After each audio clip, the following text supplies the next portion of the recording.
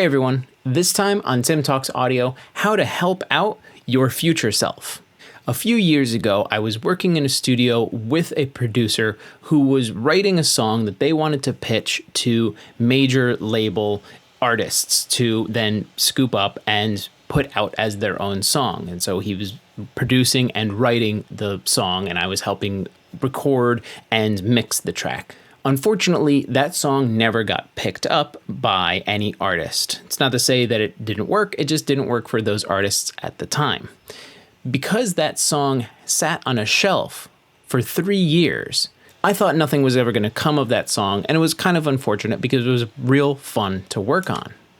And then the other day, I got a call from that producer, and he said, "Hey, I have the opportunity to put this song into sync placements." And sync placements are getting your songs either into movies, TVs, commercials, or anything where they can use all or portions of your song to video. And that is another great way to take a song that maybe didn't go anywhere or didn't get picked up and hasn't been released, gives it new life. So the producer reached out to me and said, "Hey, do you have the masters of that song? And can you get me stems?" So this is how you can protect yourself. This is also something great for you to do with your own productions, is saving your future self.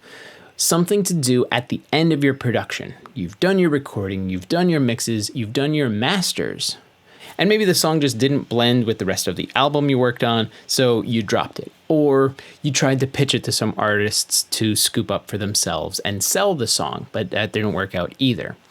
If you have an opportunity like this, or just something to kind of give yourself some safeguard, there's a few things you should do. And these are what I would suggest. Number one, save a new version of your song. So do file save as and say song name final, or something like that. Something where you can easily see that nothing else has changed from here.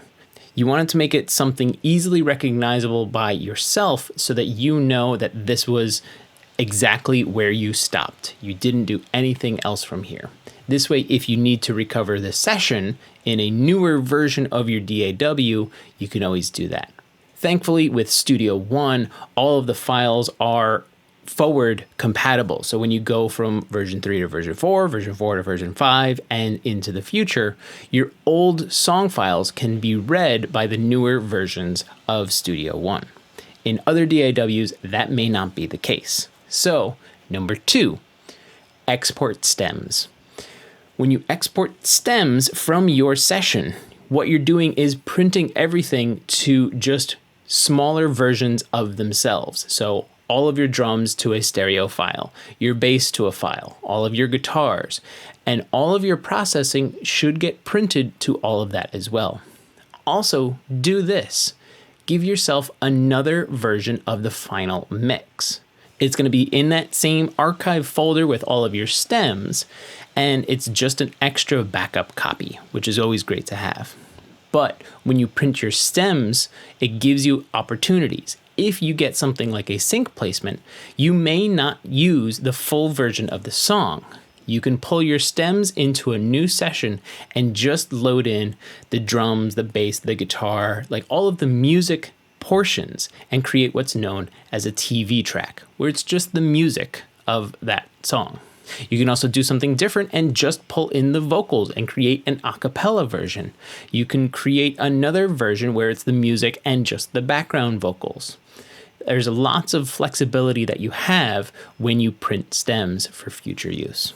And number 3 is make sure you save your stuff in multiple locations. I will admit that I've had hard drives fail on me that have had great sessions on them. And I would have been in a bad predicament if that was the only place that I saved them. And there's a saying in the world of computers that you're not actually backing up your data unless it's in 3 different locations: a physical drive, a different physical drive, and a cloud service. That's how you know your data is backed up. Now, these drives don't need to be massive. You don't have to go out and get like a 40 terabyte RAID drive. Honestly, you could just go on to Amazon and find maybe a 1 terabyte and just be like, you know what, this is my archive drive. And I happen to have Google Drive or Dropbox or something similar. I'm going to put a version there as well.